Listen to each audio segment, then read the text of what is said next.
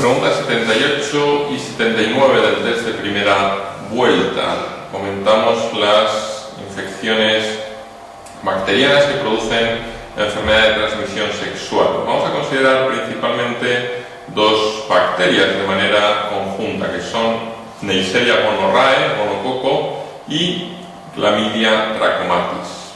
Actualmente es mucho más frecuente la infección por Chlamydia trachomatis que no por Neisseria gonorrhoeae, y esto, como ahora comentaremos, hay que tenerlo en cuenta a la hora de elegir un tratamiento. Tanto gonococo como Chlamydia, tanto Neisseria gonorrhoeae como Chlamydia trachomatis, pueden producir la primera fase de enfermedad de transmisión sexual como tal, que en el caso de los varones se corresponde con el cuadro de uretritis, y en el caso de las mujeres puede producir diversos cuadros clínicos. Por ejemplo, lo más frecuente sería la cervicitis, pero si la bacteria sigue avanzando puede producir un cuadro de endometritis o de salpingitis, que afecta a las trompas de falopio, y a partir de las trompas pasar al peritoneo y producir la llamada enfermedad inflamatoria pélvica.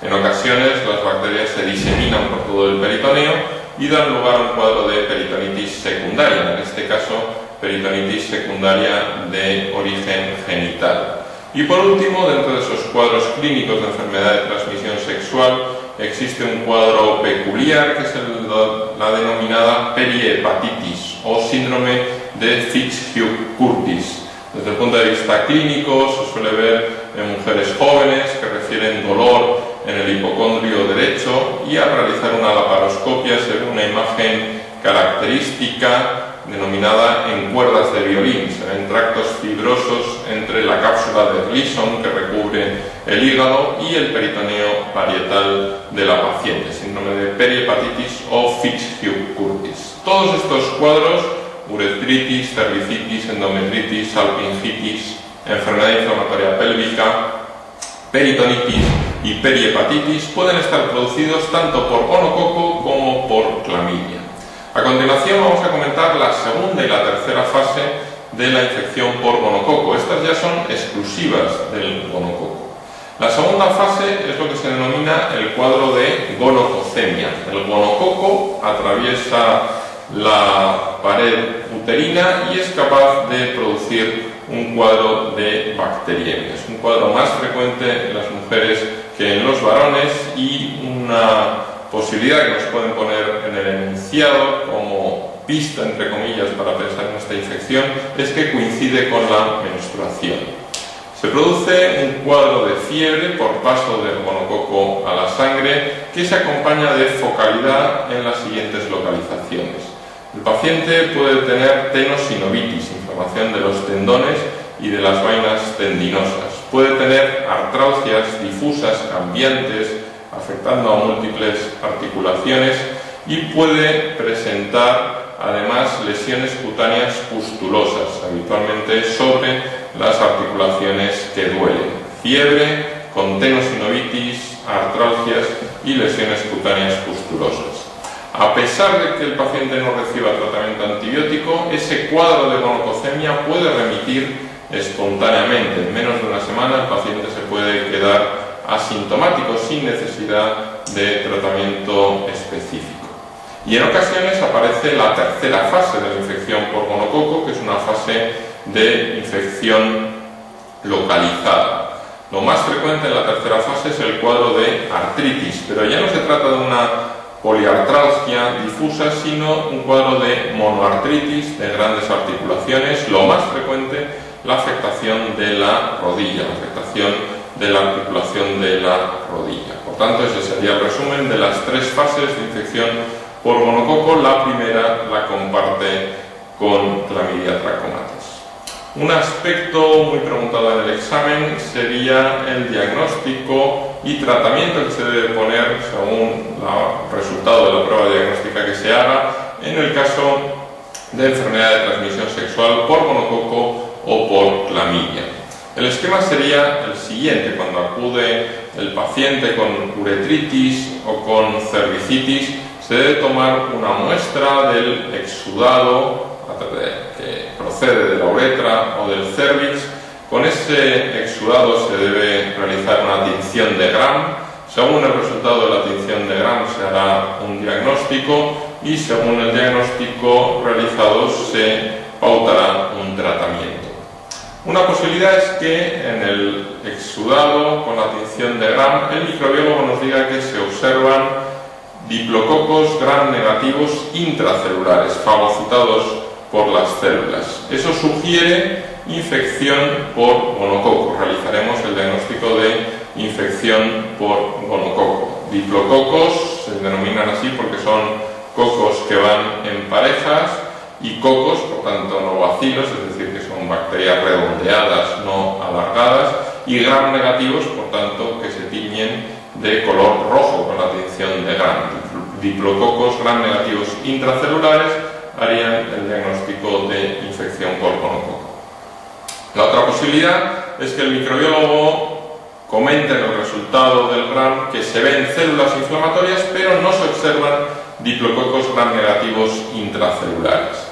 Esto sugiere infección por Chlamydia trachomatis. Chlamydia trachomatis es una bacteria que no tiene pared. La pared es la estructura que se tiñe con la tinción de Gram. Por tanto, la bacteria está en ese exudado, pero no somos capaces de verla, no somos capaces de visualizarla en el microscopio porque no se tiñe con el Gram. Se ven las células inflamatorias, pero no las bacterias. Sugiere infección por Chlamydia. Se puede confirmar ese diagnóstico mediante dos tipos de pruebas. Una posibilidad es la realización de inmunofluorescencia directa sobre esa muestra y lo que más se utiliza actualmente, que son técnicas de reacción en cadena de la polimerasa, técnicas de PCR que detectan el ADN de la bacteria en esa muestra, con lo cual se confirma el diagnóstico de infección por Chlamydia. Hay que fijarse en un detalle y no confundirse cuando se hace la técnica de Gram. El detalle es que para que la prueba sea diagnóstica de infección por gonococo, los diplococos Gram negativos tienen que ser intracelulares, tienen que estar esos diplococos fagocitados por las células. Si se ven diplococos Gram negativos fuera de las células, libres, eso no es diagnóstico de infección por gonococo. Probablemente se trata simplemente de flora saprofita de la uretra o del cervix. Lo que diagnostica la infección por gonococo es que las bacterias estén fagocitadas por las células, se vean intracelularmente. Una vez establecido el diagnóstico de infección por gonococo o por Chlamydia, es necesario poner un tratamiento. Si se diagnostica una infección por Chlamydia, se debe poner un tratamiento por Chlamydia, pero se debe considerar que si se diagnostica una infección por gonococo, lo recomendado es empíricamente tratar también a la Chlamydia. Se asume que la gran mayoría de los sujetos infectados por gonococo también lo van a estar por Chlamydia trachomatis y por eso en el caso de infección por gonococo se recomienda poner un tratamiento que simultáneamente sea activo frente a gonococo y a Chlamydia. Ese sería el resumen para el tratamiento. Si se diagnostica Chlamydia, se trata Chlamydia. Si se diagnostica gonococo, simultáneamente se debe tratar gonococo y Chlamydia.